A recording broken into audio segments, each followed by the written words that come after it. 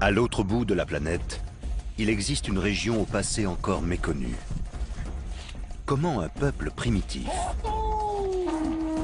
qu'on disait sauvage et cannibale, a-t-il pu sillonner 25 millions de kilomètres carrés d'océan dans des canoës élémentaires pour réaliser l'une des plus grandes expéditions de tous les temps?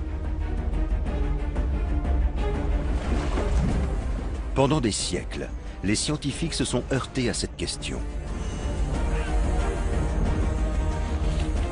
Qui étaient ces gens?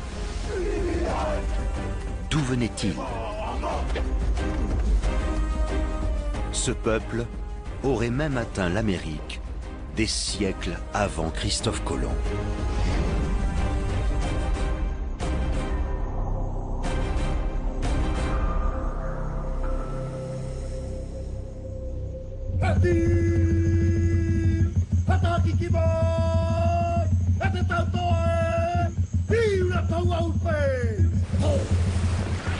Les ancêtres des Polynésiens étaient de grands explorateurs.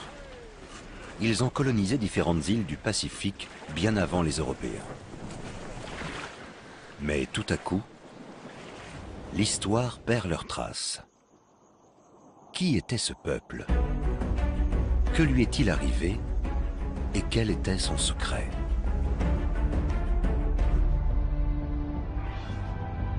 Perdue dans le Pacifique, la petite île de Pâques est à des milliers de kilomètres de la première Terre. Appelée Rapa Nui par les autochtones, elle est connue pour ses statues colossales. Ses habitants sont des gens étonnants. Deux jeunes chercheurs se sont mis en tête de comprendre comment ils sont arrivés jusqu'ici.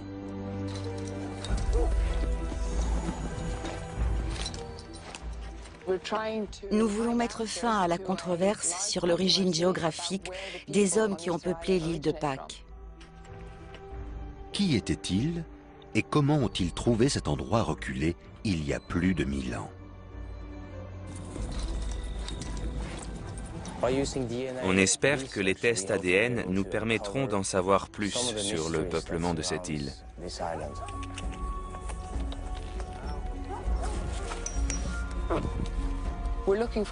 On cherche les habitants les plus âgés, ceux qui seront les moins métissés. Il faut s'assurer que leurs ancêtres vivent sur l'île depuis plusieurs générations des deux côtés. En prélevant des échantillons d'ADN sur ces personnes âgées, les scientifiques espèrent pouvoir retracer leurs origines. Votre sang est très fort. Il est très bon. On vient de faire un prélèvement sur une femme dont le nom de famille indique qu'elle a un arbre généalogique intéressant. Comment s'appelait le père de votre père?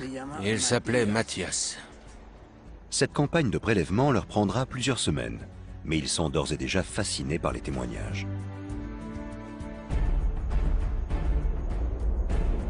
Les aînés disent que leurs ancêtres sont venus d'un continent insulaire disparu, connu sous le nom de Hiva, et situé quelque part dans le Pacifique. Dans notre histoire, on nous apprend que quand Hiva a sombré, tous les habitants ont émigré. Sturla et Dorita veulent découvrir la vérité sur ces aventuriers et leur continent perdu. Avec un groupe de scientifiques, ils vont reconstituer la trajectoire de ce peuple migrateur. C'est une quête fascinante. Par ici. Les aînés disent que c'est dans cette région de l'île que tout a commencé et que les premiers habitants sont arrivés. Leur chef s'appelait Otumatua. Nous sommes sur la plage où, selon la légende, le premier roi est arrivé sur l'île. Otumatua venait de Hiva, le continent perdu. Alors que les chercheurs avancent, d'autres experts suivent cette même piste ailleurs dans le Pacifique. Ils sont dans un archipel à 3000 km nord-ouest, une chaîne de montagnes qui culmine au beau milieu de l'océan et connue sous le nom des îles Marquises.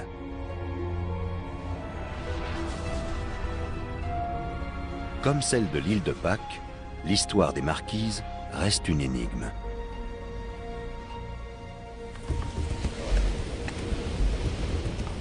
On va commencer ici. Creuse à 50 cm et dégage tout. Cela fait 20 ans que le professeur Barry Rollett cherche des indices sur la provenance des habitants de l'île de Pâques. on va continuer là. Est-il possible que les hommes qui ont vécu ici autrefois aient colonisé le reste du Pacifique? On creuse sous la surface, jusqu'à la strate où reposent des antiquités, des objets laissés par les populations ancestrales. Son équipe est en train de fouiller un site côtier exceptionnel, l'un des plus anciens de la Polynésie orientale. Il a déjà retrouvé des vestiges de plus de 1000 ans. Ça, c'est du fer. Ces précieuses trouvailles lui permettront d'en savoir plus sur le passé des peuples insulaires. Hey, Kyo, c'est quoi ça? Il est persuadé que le clan qui vivait ici a conquis le Pacifique. C'est magnifique. Deuxième moitié du 19e siècle. Ce bouton en os ira rejoindre le reste de ses découvertes. Ça ira au musée. Sa théorie va à l'encontre de ce que les experts pensent depuis des années. Les premiers témoignages des explorateurs européens du XVIIIe siècle parlent d'îles à la végétation luxuriante, mais à la vie très austère. On y lit qu'elles étaient peuplées par des cannibales tatoués, des peuples primitifs qui portaient les crânes de leurs ennemis comme des trophées. Les Marquises sont longtemps passées pour l'un des lieux les plus sauvages sur Terre, et leurs habitants pour de simples barbares.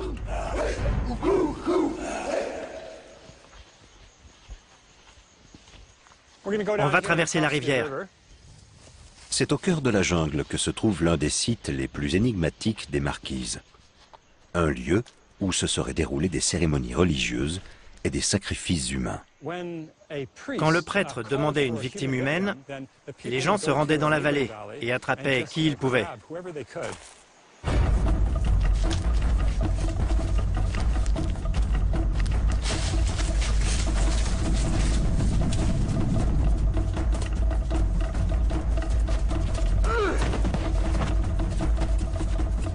Ces victimes étaient des offrandes.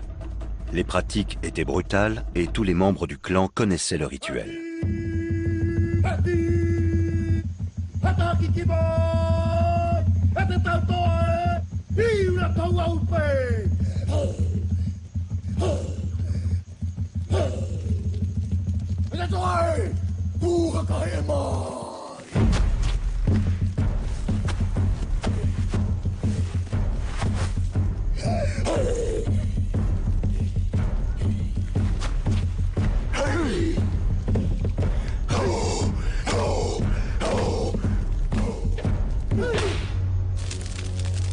La chair des victimes était consommée par les chefs et les prêtres.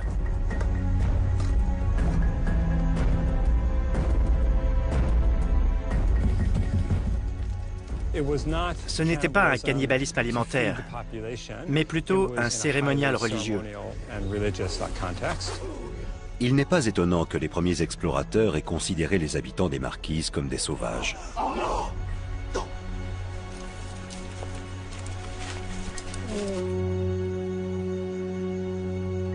Ils n'avaient presque pas de langage écrit, pas d'histoire, et on n'envisageait pas qu'ils aient su naviguer.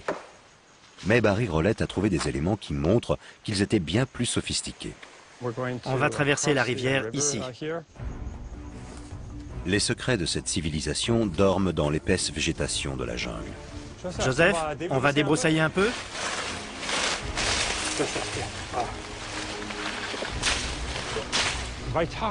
La vallée de Waitahu était l'une des plus densément peuplées à l'époque. En fait, l'organisation sociale dominée par les prêtres et les chefs était très complexe. Ça, c'était la maison d'un chef. Tu peux couper les racines? Voilà ce qui reste du mur de la plateforme. Regardez la taille des pierres. Je mesure 1,80 m, le mur devait bien faire 2,40 m. La taille d'un édifice est très importante, car en général elle était proportionnelle au statut de la personne qui l'habitait. Les chefs les plus puissants supervisaient la construction d'immenses plateformes de pierre appelées pae-pae, qui servaient de fondation pour des maisons ou pour des cérémonies publiques. Tous ces édifices faisaient partie d'une structure globale bien ordonnée. Le premier rite de passage des jeunes hommes était une séance de tatouage. Ils étaient faits à l'aide d'os humains et de poissons ou de dents de requin.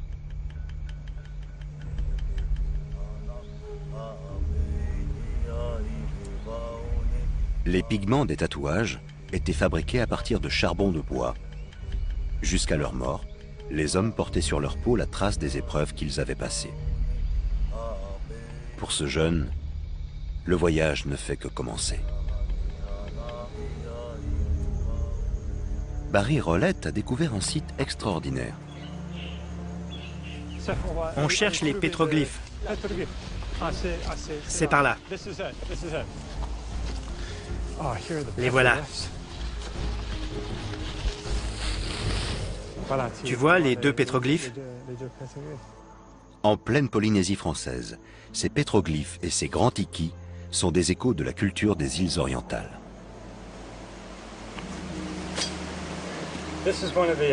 C'est l'un des rares sites de la vallée où on trouve des pétroglyphes. Les tikis et les pétroglyphes sont de grandes représentations d'ancêtres déifiés. La tête était la partie du corps la plus sacrée. Et ce qu'on voit ici, c'est juste les yeux du tiki.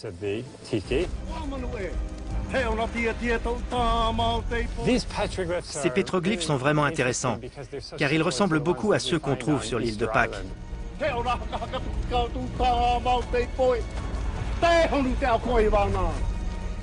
Les Marquises sont l'un des rares endroits au monde où l'on peut admirer des tikis gigantesques ailleurs que sur l'île de Pâques. Cette coïncidence est surprenante. Peut-on en déduire qu'il s'agit du berceau du reste de la Polynésie? Barry Rolette et son équipe cherchent sans relâche des éléments pour étayer cette hypothèse controversée.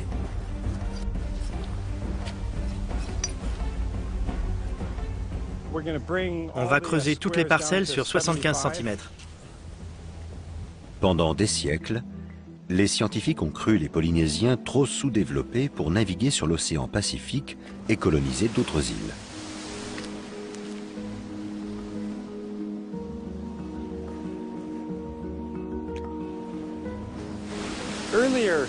Autrefois, les scientifiques et les archéologues pensaient qu'il était très difficile de traverser l'océan et que du coup, les Polynésiens, qui avaient accosté sur une île comme les Marquises, n'allaient pas plus loin et restaient isolés. On croyait que les Polynésiens avaient élu domicile ici par accident, qu'ils étaient arrivés au gré des vents et qu'ils n'étaient plus repartis de l'île.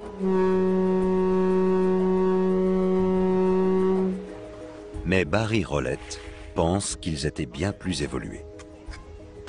Cette strate de terre plus sombre, on va l'appeler C. Il est convaincu qu'ils ont effectué de longs allers-retours pour le commerce et pour coloniser d'autres îles. Nous cherchons des preuves archéologiques de voyage et d'échanges interinsulaires. L'hypothèse est séduisante. Encore faut-il pouvoir la prouver. Tu as trouvé quoi? Qu'est-ce que tu en penses? C'est pas banal. C'est un animal marin. Pour l'instant, il n'a rien trouvé de concret. On a presque fini cette strate. La strate suivante est prometteuse. Oui, comme ça c'est très bien. La couche où reposent les objets les plus intéressants est la plus profonde, car ils sont restés à l'abri des développements modernes. Allons-y. On dirait un gros os de cochon. Passe autour pour que je ne le casse pas. Magnifique. On voit bien les marques du couteau qui a abattu l'animal. Ce sont les petits traits. Ils ont été faits à l'aide d'un outil. C'est dans la strate sombre qu'on a retrouvé cet os. Dans la strate juste au-dessus, il y avait très peu de choses. Là, on a beaucoup plus de travail. Quand on trouve des os et du charbon, on sait qu'il va y avoir des objets. Barry Rolette a bon espoir. Seuls quelques vestiges permettent de faire des déductions historiques, et Barry n'a pas encore trouvé ce dont il a besoin. Bingo! Ah oui, c'est quoi? Un hameçon. Magnifique. Bonne pioche. Un hameçon en huître. Je vais le nettoyer. C'est très rare de trouver un hameçon entier. Je vais noter son emplacement. Le premier indice, c'est que l'hameçon a été sculpté dans une huître. C'est exceptionnel car on trouve surtout ces huîtres dans les lagons et il n'y a pas de lagon aux Marquises. On peut donc se demander d'où vient cet hameçon. Les îles les plus proches qui ont des lagons peuplés d'huîtres sont à plus de 1000 km dans l'archipel des Tuamotu.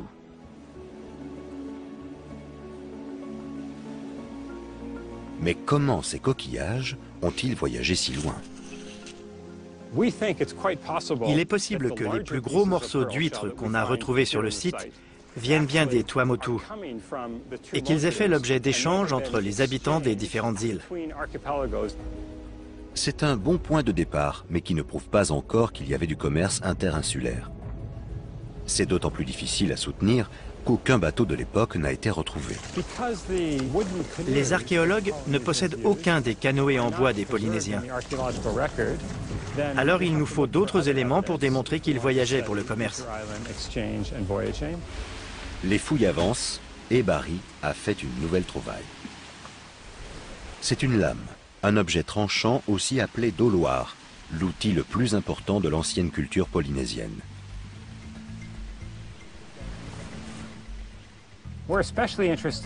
Ce sont les doloirs en pierre qui nous intéressent le plus.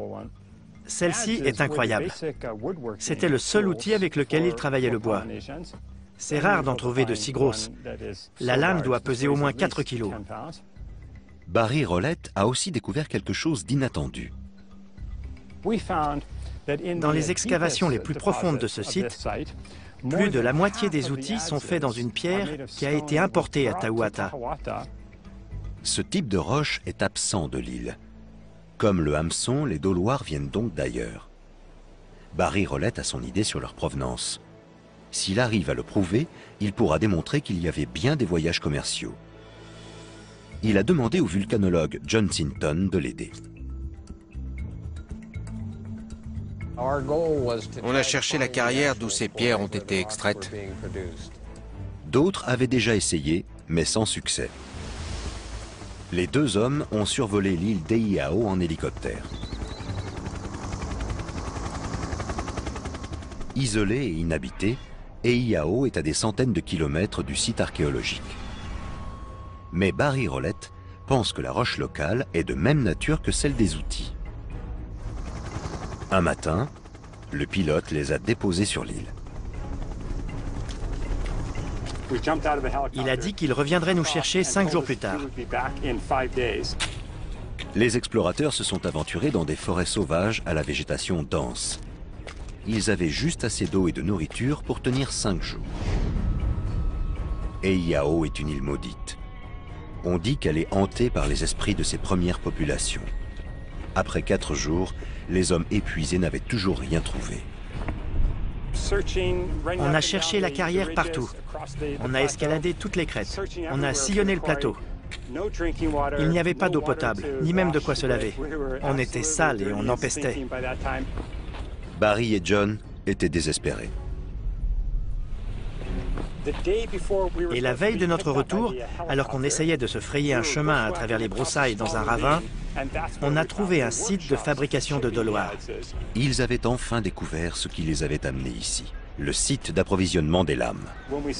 À mesure qu'on creusait, on s'est rendu compte qu'il n'y avait que des débris, les chutes que les tailleurs ont entassées sur des centaines d'années en fabriquant leurs outils.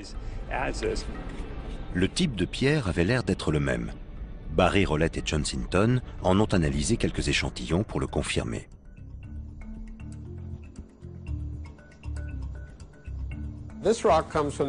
Celle-ci vient d'Eiao, aux Marquises. Ce bloc de pierre est d'excellente qualité, comme tous ceux qui étaient retenus pour tailler des lames. John Sinton compare la pierre rapportée d'Eiao et les outils déterrés par l'archéologue. Il fait chauffer la roche jusqu'à ce qu'elle soit en fusion pour en étudier la composition chimique. Ça revient à relever l'empreinte digitale de la pierre. Quand des gens trouvent des antiquités où que ce soit dans le monde qui ont cette composition, il est probable qu'elles viennent des Yao. La roche liquéfiée est moulée en forme de petits disques qui permettront aux scientifiques de l'identifier. Les résultats sont sans équivoque.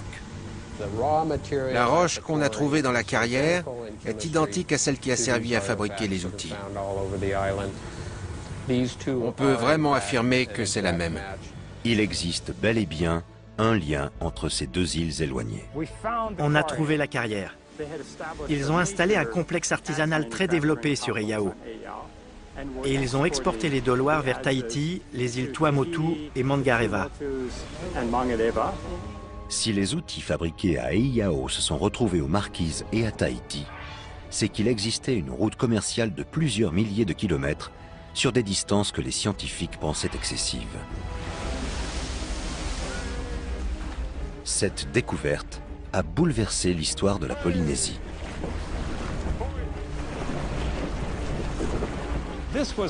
Ça a été une révélation, car on a pu démontrer qu'il y avait des liens entre les Marquises et les autres îles de la Polynésie centrale, ce qu'on appelle aujourd'hui la Polynésie orientale originelle.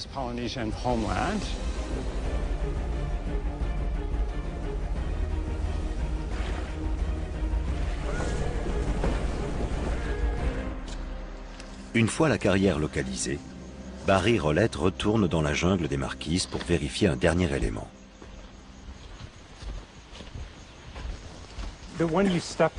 Là, tu marches sur une meule qui a servi à aiguiser les doloirs. Recule un peu, je vais couper la branche. En débroussaillant, les hommes dégagent la meule. C'est ici qu'ils ont aiguisé et poli les lames.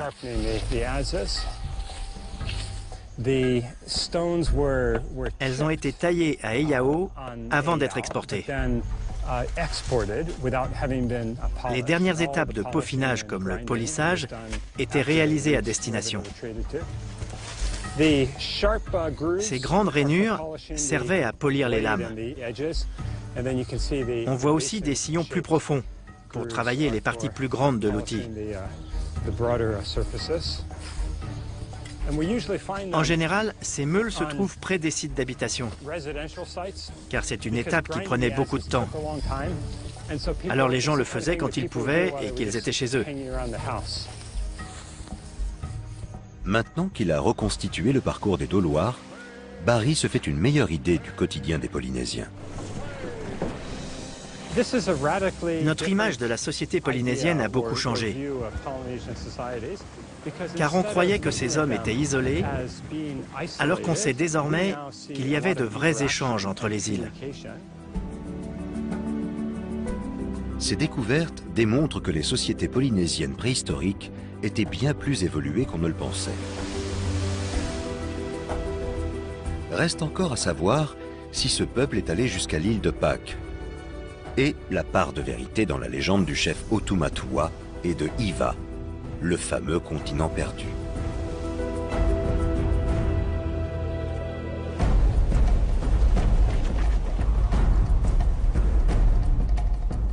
Sur l'île de Pâques, les aînés sont persuadés que leurs ancêtres sont originaires de Hiva. On leur a transmis des descriptions de ce continent comme une terre aux falaises abruptes couvertes de végétation, dominée par des guerriers tatoués et des chefs de clan. Au moindre conflit, les clans rivaux se déclaraient la guerre.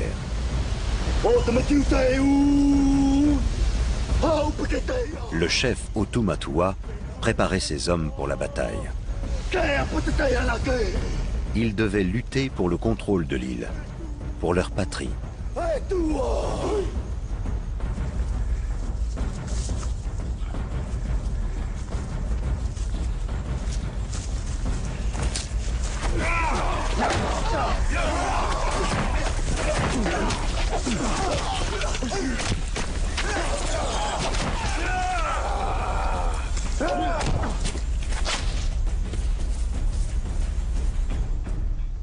Otumatua et les siens ont perdu une bataille décisive. Après la défaite, il leur a fallu fuir.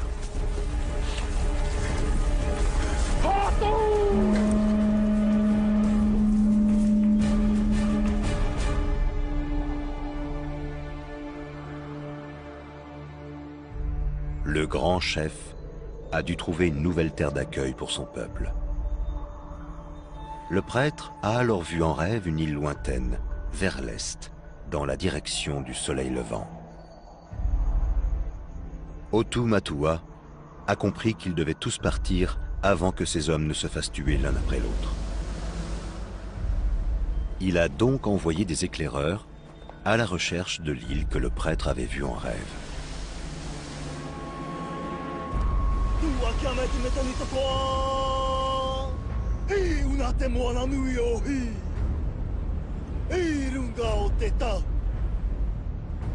Voilà l'histoire des premiers habitants de l'île de Pâques.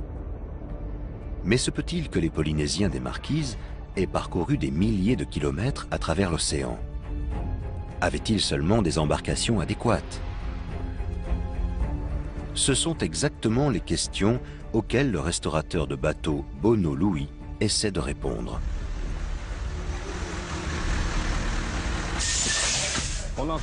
Pour construire ce canoë, on a fait des recherches sur les modèles utilisés à l'époque aux îles Marquises. C'est un canoë de guerre. Il existe très peu d'archives sur cette histoire maritime. Bono Louis doit donc se fier à la tradition orale. D'après les témoignages, la forme des canoës imite celle de la feuille du cocotier. Leur légère courbure aux extrémités et leur fond plat leur permettent d'être rapides. Les bateaux sont fabriqués dans un bois local, assez solide pour supporter de longues navigations. Les histoires racontées par les personnes âgées disent que les canoës sont faits avec du bois d'arbre à pain qui est léger et qui résiste bien à l'eau de mer. Bono Louis a grandi ici, à plus de 3000 km de l'île de Pâques. Pourtant, il a entendu les mêmes histoires que les gens d'ici, à savoir la légende d'une tribu vaincue qui a entamé un long voyage.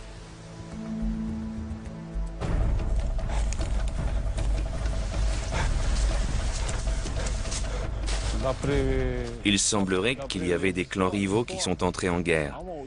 Les vaincus étaient obligés de partir pour découvrir de nouvelles terres et commencer une nouvelle vie.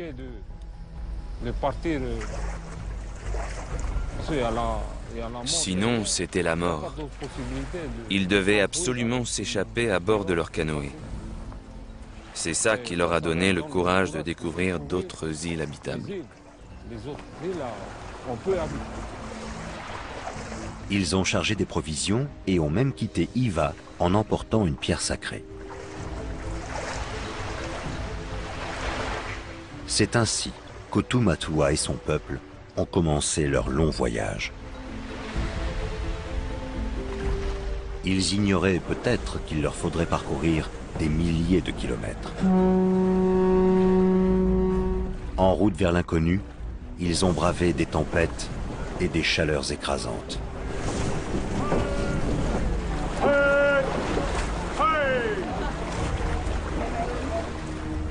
Ils sont restés sur ces canoës pendant de longues semaines, ne croisant aucune terre en chemin. La nourriture et l'eau potable ont dû venir à manquer. Quand on n'a plus assez à manger, ça commence à devenir dangereux. Pas de pluie, ça veut dire pas d'eau potable.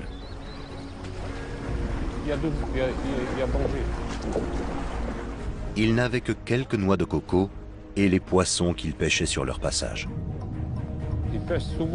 Ils attiraient souvent des requins qui repèrent très vite les appâts. Ça aussi, c'était risqué. C'est au prix de tous ces dangers et dans l'espoir incertain d'une nouvelle patrie que les hommes se sont lancés dans l'aventure.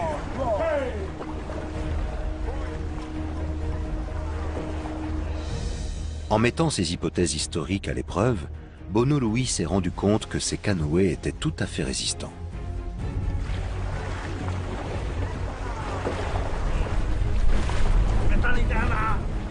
il a aussi découvert une information essentielle, à savoir que l'île qu'il vient de quitter s'est un jour appelée Hiva. Selon une carte qui a appartenu à un prêtre tahitien il y a 300 ans, beaucoup d'îles de la région ont porté ce nom légendaire. L'une d'elles fait aujourd'hui partie de ce qu'on appelle les îles Marquises, ce qui renforce encore le lien entre l'archipel et les récits des anciens. Se pourrait-il qu'on ait enfin identifié le continent mythique?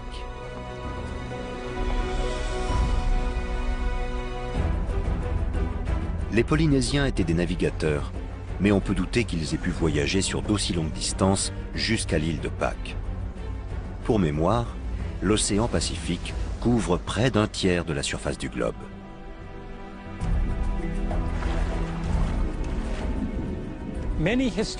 Beaucoup d'historiens pensaient que les Polynésiens avaient traversé l'océan involontairement, au gré des vents. On les a longtemps crus trop sous-développés pour s'engager intentionnellement dans d'aussi longs voyages. Un objet dont la fonction est un peu celle d'une carte vient prouver le contraire.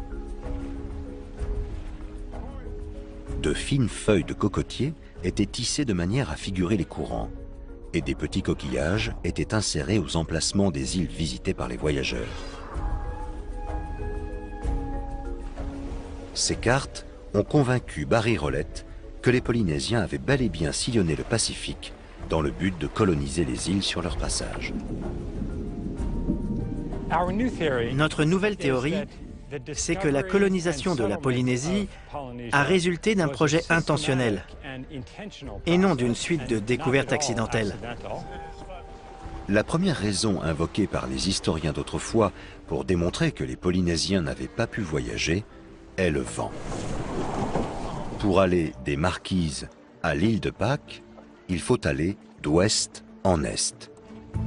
Mais sur cet océan, les vents tropicaux soufflent dans la direction opposée, d'est en ouest. C'est ce qu'on appelle les alizés. On a longtemps cru qu'ils rendaient tout voyage vers l'est impossible, mais Barry Rolette a remarqué un phénomène spécifique à ces îles. À certaines périodes de l'année, les vents sont inversés. Ce n'est pas une journée comme les autres. Normalement, le vent souffle de la montagne, mais aujourd'hui, il vient de l'océan, de l'ouest. Les anciens historiens n'ont pris en compte que les vents dominants et pas les phénomènes saisonniers. Les navigateurs, quant à eux, ont toujours connu l'existence de ces vents d'ouest. C'étaient des vents ponctuels. Les Polynésiens attendaient qu'ils se mettent à souffler pour hisser les voiles vers des lieux difficiles d'accès le reste de l'année. C'est grâce à ce phénomène qu'Otu Matua a pu aller vers l'est. Mais comment a-t-il pu repérer une île au milieu de l'immensité de l'océan sans compas, ni tous les instruments qu'on utilise aujourd'hui? C'est ce que Nainoa Thompson et sa compagnie polynésienne des voyages tentent de démontrer. Je suis persuadé que la navigation fait partie de notre identité. La vague arrive. Ils veulent prouver que leurs ancêtres étaient capables d'effectuer des expéditions à travers le Pacifique et d'en revenir. Hissez la grand voile. Vire maintenant. Nainoa Thompson est un maître navigateur. On va devoir tourner dans cette direction. Il a été formé par les rares personnes au monde à connaître les secrets de la navigation aux étoiles. Le Micronésien Maopielug a reçu ce savoir traditionnel qui se transmet de génération en génération depuis plus de 3000 ans. Et il en a fait profiter Nainoa. Tout ce qu'on fait aujourd'hui sur ce canoë, c'est grâce à lui. Comment leurs ancêtres se localisaient-ils dans l'immensité du Pacifique? Et sans document écrit, comment ont-ils transmis leurs itinéraires? Nainoa Thompson pense que la réponse est la navigation aux étoiles. Une technique qui aurait pu sombrer dans l'oubli si Maopielug ne l'avait transmise avant de mourir au cours de l'été 2010. Quand Mao est mort, on s'est retrouvé seul à bord. La mort du maître a fait de Nainoa l'un des derniers navigateurs dépositaires de ce savoir ancestral. Quand je parle de navigation, ce n'est pas un exercice intellectuel. On va mettre le cap.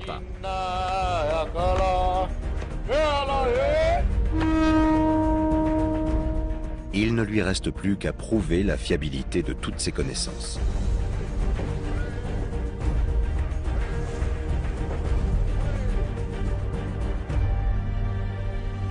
La Compagnie polynésienne des voyages va donc naviguer sans instrument.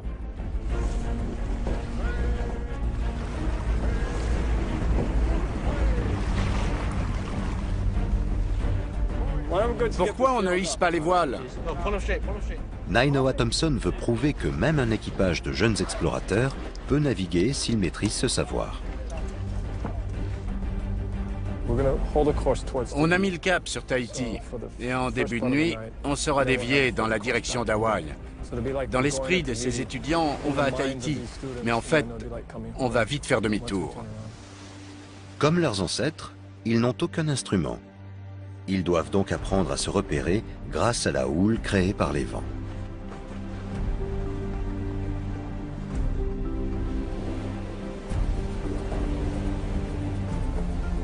Kaiulani Murphy, une collègue de Nainoa, sait très bien la décrypter.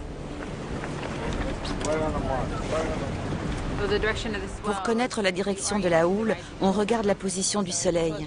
Si la houle vient du soleil levant, on sait que c'est une houle d'est. Et ensuite, on peut s'en servir pour orienter son canoë tout au long de la journée, même quand le soleil est haut dans le ciel. La houle peut donner de nombreuses informations. Le canoë va avoir tendance à tanguer ou à rouler. Et quand on sait prendre la houle comme il faut, ça aide vraiment à avancer dans la bonne direction. L'équipage se dirige vers le sud-est. Pour affiner son cap, il s'en remet au sens des vagues. Si le cap est bon, alors les vagues du sud-est les heurteront de plein fouet, en commençant par soulever la proue, puis la poupe du bateau. Mais les hommes sauront qu'ils ne tiennent plus le bon cap si jamais la houle les soulève par les côtés, à bâbord, puis à tribord.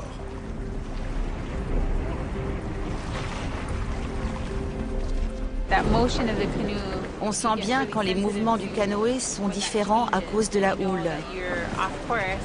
Ça veut dire qu'on change de cap et qu'on est dans la mauvaise direction. Les vents et la houle ne sont que deux des indicateurs. Les autres font leur apparition à la tombée de la nuit. Comme ses ancêtres, Nainoa connaît la carte du ciel par cœur, car elle l'aide à se repérer dans l'océan.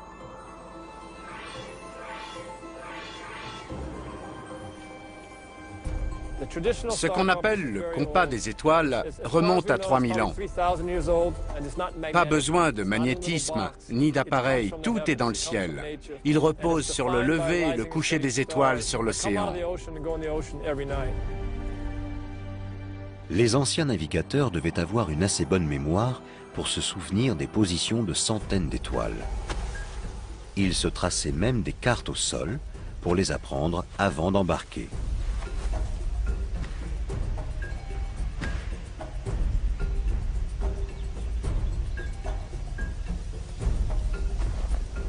Et à la nuit tombée, cette carte réapparaissait sous leurs yeux.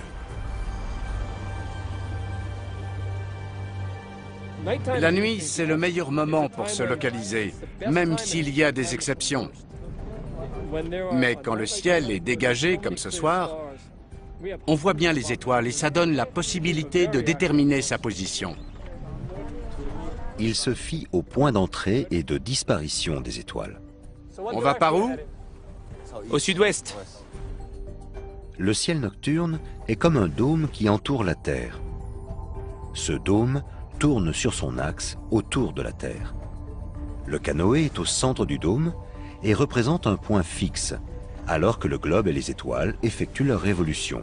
Ce sont ces mêmes observations qui ont inspiré l'invention du GPS. Il faut connaître 220 étoiles, aussi bien à l'est qu'à l'ouest.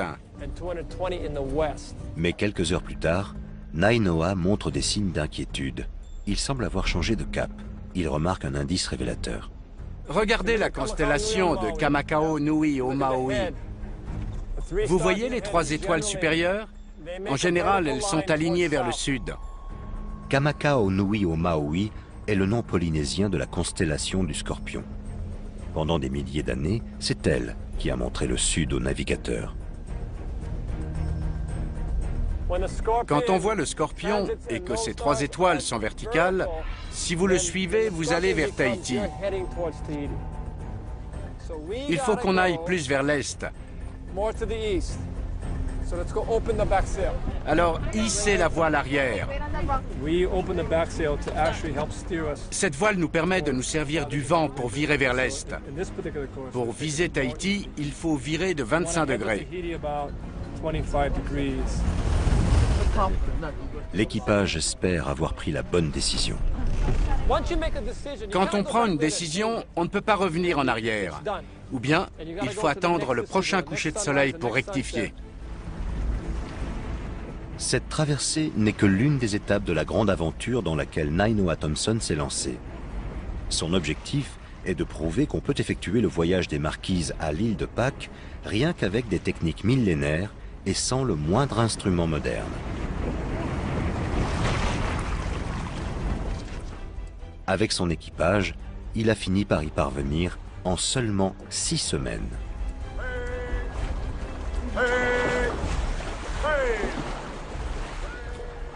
Cette réussite confirme aux chercheurs que le chef Otu Matua a pu se rendre sur l'île de Pâques après son départ d'Iva. Ce qui pouvait passer pour une légende s'est donc peut-être réellement produit. Je ne peux pas affirmer que l'esprit d'Otu Matua nous a accompagnés tout au long du trajet. Mais je peux vous dire qu'on n'a pas arrêté de penser à lui. Tout ce qu'il a accompli, ce qu'il représente, ça nous a donné le courage d'avancer. Et c'était un honneur d'être dans son sillage.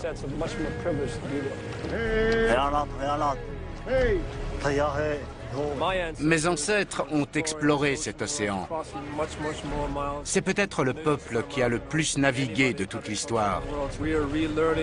On est en train de réapprendre combien ils étaient intelligents, forts et compétents. Nous sommes fiers d'eux, et ça nous rend fiers de nous. La découverte de l'île de Pâques par les premiers Polynésiens relève de l'exploit. Les historiens commencent à se demander s'ils n'en cachent pas d'autres et envisagent qu'ils aient même découvert l'Amérique des centaines d'années avant Christophe Colomb.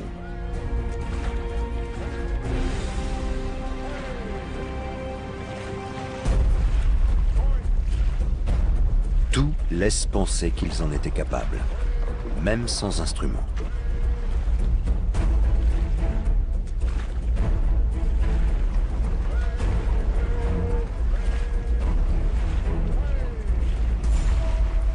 Mais pour prouver qu'il y a bien eu des échanges entre les îles, c'est au cœur de l'ADN des habitants de l'île de Pâques qu'il faut mener l'enquête. Les scientifiques ont fait leur prélèvement.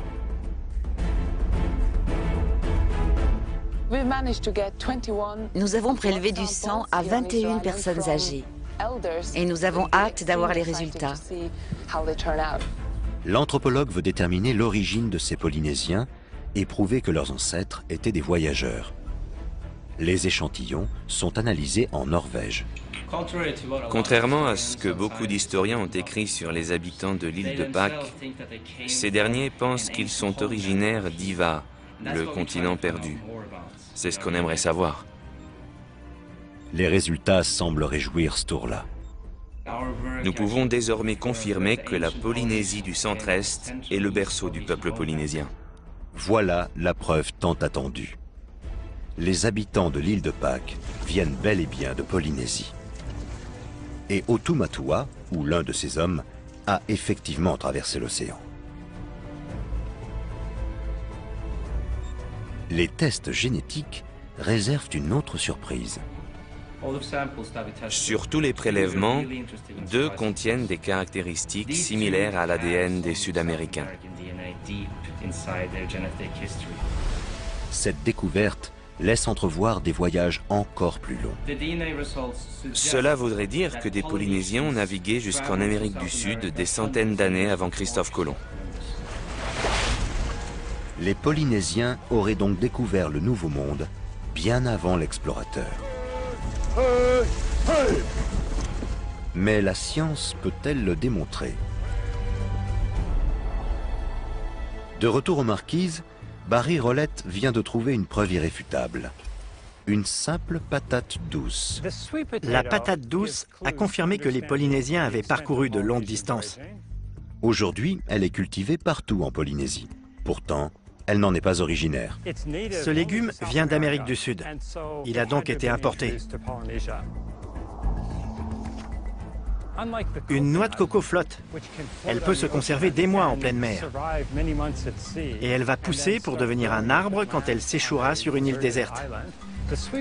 Mais la patate douce va couler et pourrir. C'est forcément que quelqu'un l'a rapportée volontairement d'Amérique du Sud. Des patates douces carbonisées sont ici depuis 1000 ans. Les scientifiques pensent que ce sont peut-être des Sud-Américains qui auraient introduit la patate douce ici. Mais grâce aux découvertes de Barry Rolette et aux expériences de Nainoa Thompson, il est évident que ce sont les Polynésiens qui avaient les connaissances, les outils et les capacités d'effectuer d'aussi longs voyages. De quoi faire éclater toutes les théories précédentes. Maintenant, on croit que ce sont les Polynésiens qui sont allés jusqu'en Amérique du Sud et qu'ils sont revenus avec des patates douces.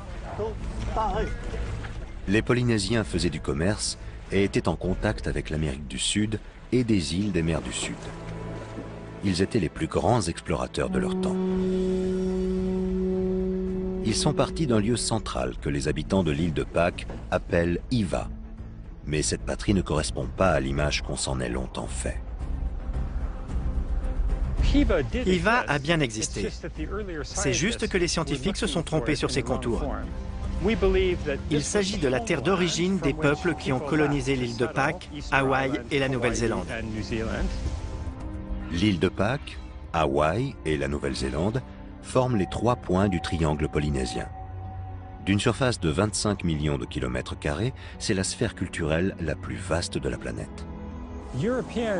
Les Européens et les Américains qui ont grandi sur un continent se définissent comme originaires de leur terre, alors que le berceau des Polynésiens, c'est la mer.